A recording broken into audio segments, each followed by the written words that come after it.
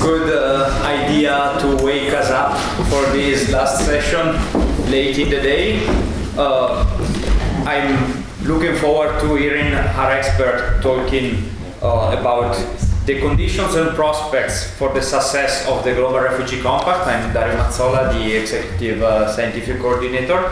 And in posing the question as a moderator, I'd like to ask them to continue in the venue which was already taken this day, so not to address it only in legal analysis, in pure legal theory, but by keeping a focus on the most critical, most difficult cleavages, inequalities, which are influencing the debate and the policies on migration. You have already done that. I'm only trying to push it a bit forward so that we, in this project, will have a realistic and not less idealistic perspective on how to go and move forward toward a fairer realization of the human right to asylum, which is our common goal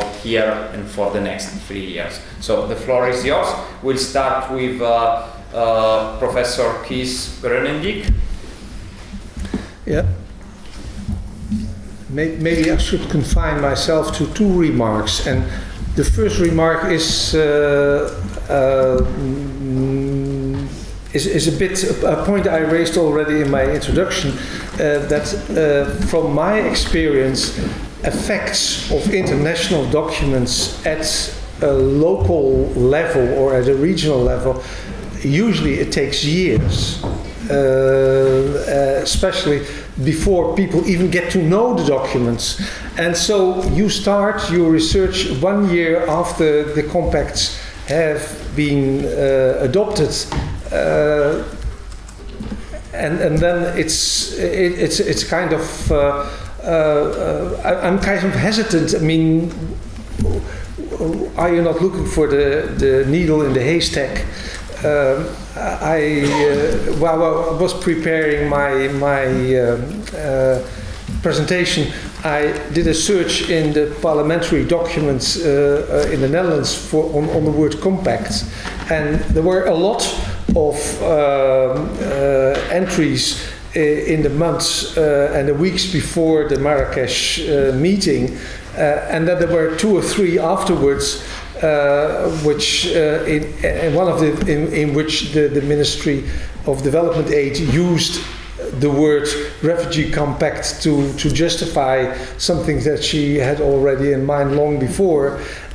So that would be, I mean, I'm curious, and I think this will be really a challenge for you to I mean, what indications are you finding for effects that can really be related to the compacts and not to something else that happens after the compacts were adopted? That's my first point. And my other point, which may be also a bit of a critical point, is when I read your flyer about the PROTECT.project, and I read it as the last dot, or one of the aims of the project is theoretically PROTECT aspires to develop a theory explaining why a notion of refugee and refugee protection governance and not other competing notions wins the race at a global level. And there I would think, as an academic, I would not be so sure that there is a win in the end. I mean, it might also lose. And if you have already built in the idea that you should explain wins, however you are going to measure wins, I mean, you might not be interested in or might forget to look systematically at the negative effects of a compact. Thank you very much. Very provocative, which is what we were looking for. That was my task. So we now move on to Professor Elspeth Gill.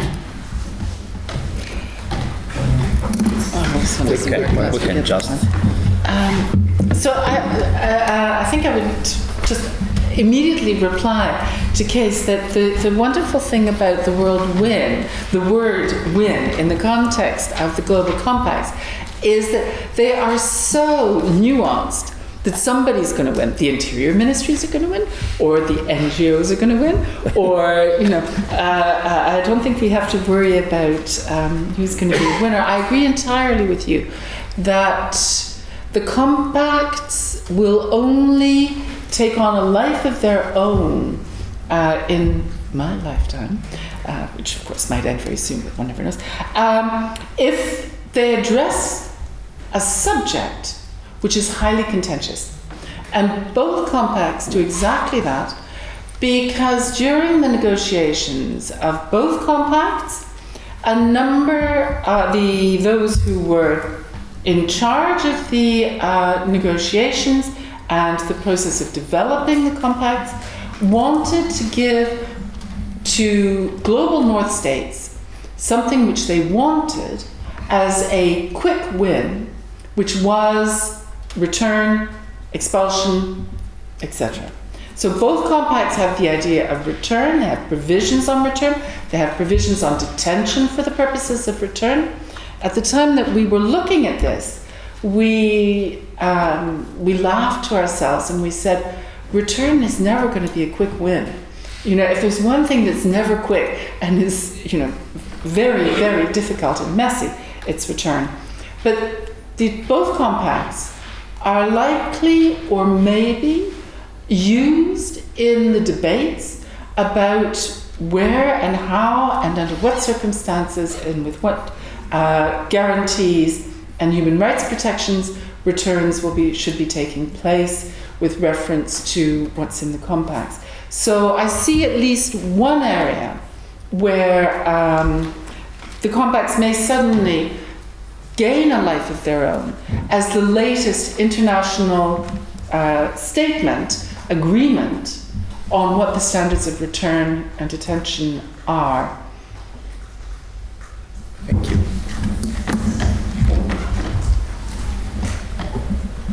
Professor Bast.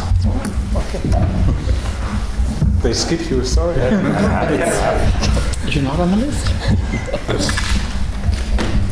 Well, just some thoughts on what I thought while traveling here, and some things I learned from listening to other presentations here. The first thing is, in light of what Kees and also Elspeth has just said, we should not take success of the compacts for granted in having any impact.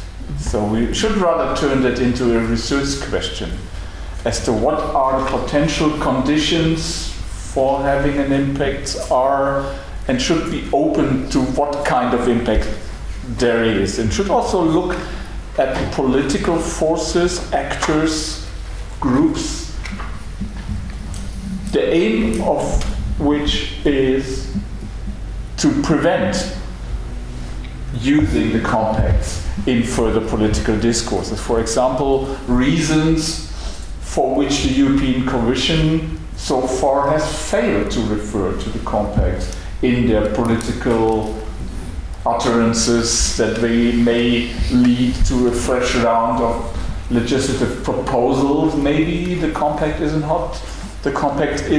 hot potato on which they will not touch upon. So open up our space for potential outcomes of our research is something which I take from your presentations and thoughts you raised.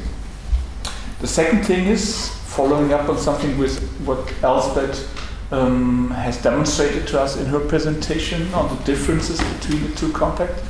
Just an observation of mine.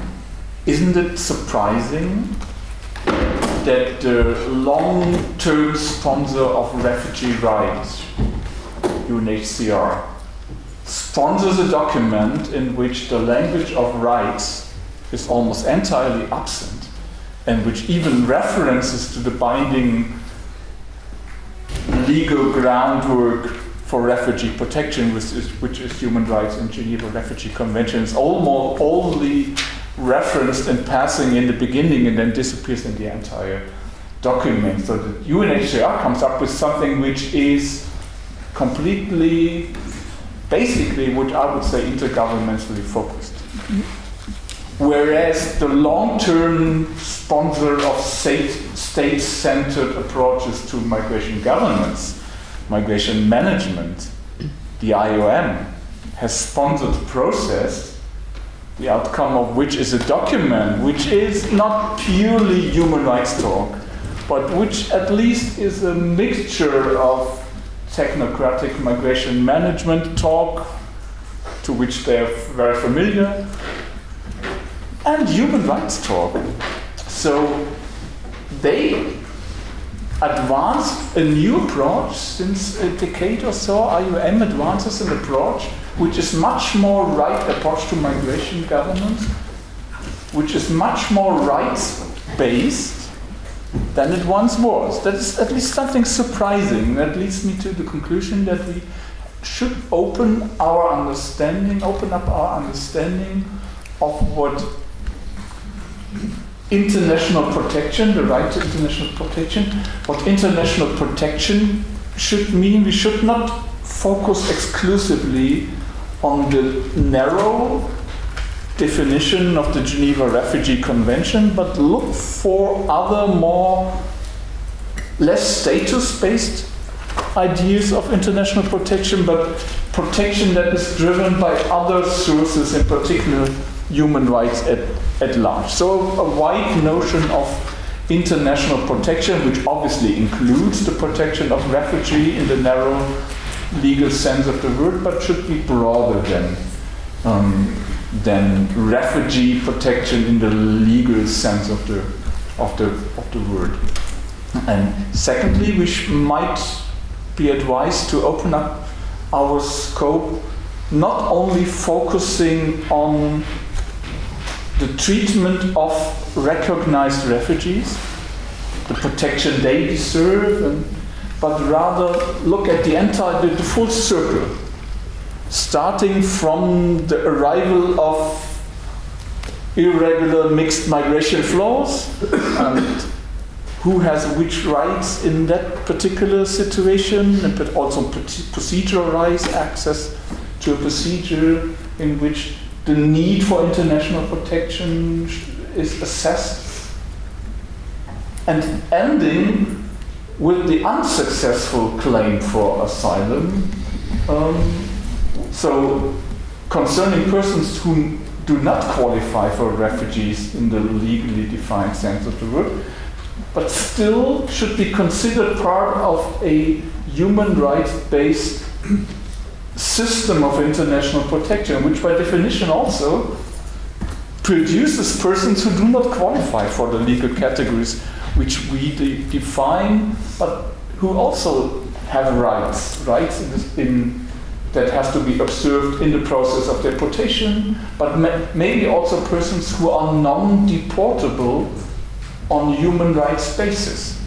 So therefore, we should widen the scope to cover everything which is relevant in the entire context of the rights to international protection, and also be open at what maybe surprising points one of the compacts, most likely the compact on migration, may be relevant for protection purposes. For example, in the context of family unification of refugees, or for example, of the right not to be detained in the process of asylum applications, or even after the conclusion of the asylum procedure when it comes to issues of deportation. So maybe we are advised to widen our scope and not exclusively, or by implication,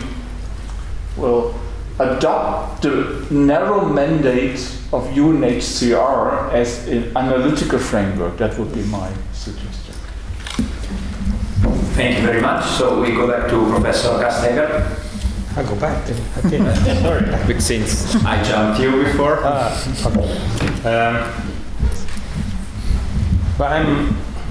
Here we had a government which fell over the compact. Our Prime Minister said when they agreed for the compact, that he was at the right side of history. And now he is the president of the Council of Ministers. So I think maybe his own personal history. maybe it's winning. Although, yeah, but for this research project, I think the compact is an interesting touchstone to think about how far we got already. But that is, as the way I see it, it's not a linear process of acquiring always more rights. That's of course that would be the best thing, but we see also backlashes, and like what we see now at the Turkish-Greek border. This is not very reassuring. On the other hand, we have this global compact, which also the global on migration, especially the global compact on migration, which had this, as you mentioned already, this basic human rights to anybody who migrant and also potential refugees who didn't get yet to the stage of applying for refugee status. So I think this is an interesting project to go on with, to take this as a stepping stone for further thought. Thank you. Professor Atak. Thank you. So I would like to answer the question by drawing on one of the objectives of the Global Compact on Refugees, which is expanding access to third country solutions. It's basically resettlement, as Elspeth already mentioned it. And I will draw on the Canadian experience. As you may know, Canada has a very good reputation. It's a poster boy or baby when it comes to the resettlement of refugees. Canada, for instance, has been taking the lead of the 2016 Global Refugee Sponsorship Initiative led by UNHCR, we can praise the Canadian involvement in terms of resettling refugees. For example, in 2018, Canada resettled the largest number of refugees globally, and it accepted 28,000 refugees. So this was in 2018. 2 years before, in 2016, the number was double. Canada accepted almost 50,000 refugees in terms of resettlement.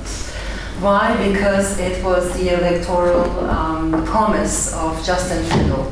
He was campaigning for the Liberal Party, and we were just before the general elections in Canada, and he promised, because also Europe was going through this migrant crisis 2015, and he said, we have this humanitarian approach, humanitarian tradition, and we will resettle if the Liberal government, the Liberal Party is elected, we will resettle 40,000 refugees from Syria. And he won, and he kept his promise. So in 2016, there were almost 50,000 refugees resettled from abroad. From overseas, as we call it. What we see since 2016 is that the number of resettlement is going steadily down. So yes, we are a poster baby, but the political commitment is weakening, even in Canada. So I wanted to remind this, first of all. Yes, it's a great program, and Canada is on top of the list globally, and it's leading all these great initiatives globally as well in terms of resettlement, but it's taken less and less refugees in terms of resettlement. Why? Because we're having, since the election of Donald Trump, in 2016, an increase in the number of illegal border crossings by the asylum seekers. So these are not undocumented migrants, but asylum seekers, but cannot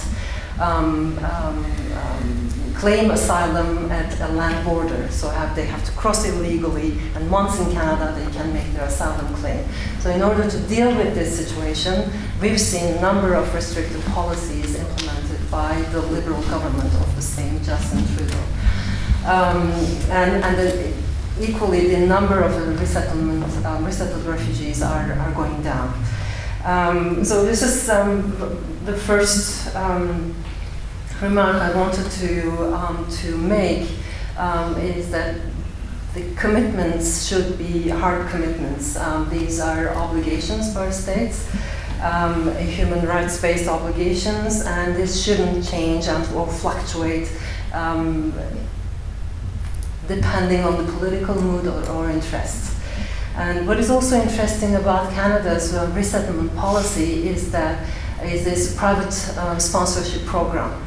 Individuals like you and me, or groups and associations, can resettle refugees from abroad. And the government actually facilitates this process. It's a very successful program. And currently 60% of refugees resettled from overseas are privately sponsored. And these private sponsors are also complaining about the government not playing its role of facilitating the resettlement process. So these are the two comments I wanted to make in terms of moving forward with the global compacts. First of all, underlining the role of the political commitment, and this is a process that grounded in the human rights obligations, international obligations made by states. And secondly, highlighting the role of the stakeholders. This is something that was also underlined this morning by the UNHCR representative, and I would be really interested in seeing what would be the result or how this will play out in terms of the involvement of stakeholders like private sponsors. Thank you. Thank you very much. So to make the picture even more dynamic and complex, I think it's time to open the floor to questions, not only addressing, and we start with Professor Sishakan's spontaneous reaction. Can I start here? Of course. Some questions that came from Kees were really bothering. And they are important questions. One of them is, what indicators do you have to assess the impact of the Global Compact when it's so new? That's a very good question, and we have an answer to that already in our application concerning, for example, the governance structures. Neither the Global Compact on Migration or the Global Compact on Refugees specify any specific institutional architectures that will be used for the governance of refugee protection. And we have knowledge of which types of governance mechanisms and architectures have been successful, have led to higher refugee recognition rates, and etc.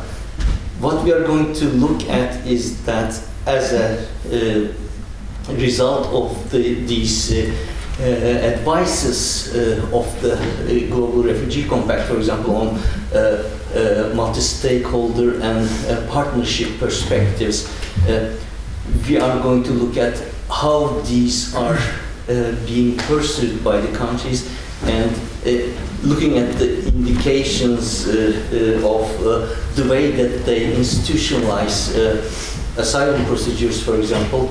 We will be able to say something about whether these can be successful by looking at the previous performances of these kinds of asylum procedures. We have historical data about how states make decisions, their asylum procedures, and etc., and we have their consequences, knowledge of their consequences, and we will compare this with what is happening with the Global Compact processes, or after the Global Compact processes. This is one of the ways of dealing with that. So projecting from previous experiences to today, and trying to predict, not assess, but predict the consequences of what is advised by the Global Compact and Global Refugee Forum. I was at the Global Refugee Forum. I can talk several hours about it, and I saw already there how the text mobilized civil society organizations and some states. I could easily see, for example, what Poland is going to do, what Norway, what Denmark are going to do, looking at the discourses that they were using while making pledges, and also looking at the pledges. So pledges is one of the indicators, even though not all of them are going to be realized. They show some implications about how they are going to do it, and they show also implications about how they are going to organize it. Another thing is, for example, there is a lot of focus on private sector in the Global Refugee Compact. There was focus on that before too, but there is now more focus on that. And we have research about the consequences of different ways of incorporating private actors and other stakeholders in decision-making procedures and etc. And we know to some extent what their consequences are. In that respect, we will be able to advise states and the UNHCR and the European Union about how to organize the governance of refugee protection by looking at the performances of different ways of organizing this in the past. Yeah, these are my reflections about the question. Thank you very much. Is there any other question from the audience? The audience is probably very tired by this time of the day, but any reply from our panel or concluded remark? So I can have a concluding remark as well, since those people came here with so many good comments and contributions. First of all, this is the last session of our conference, and as the leader of this project, I would like to thank everybody who came here and who shared their thoughts so generously, both here and in the process of writing this proposal.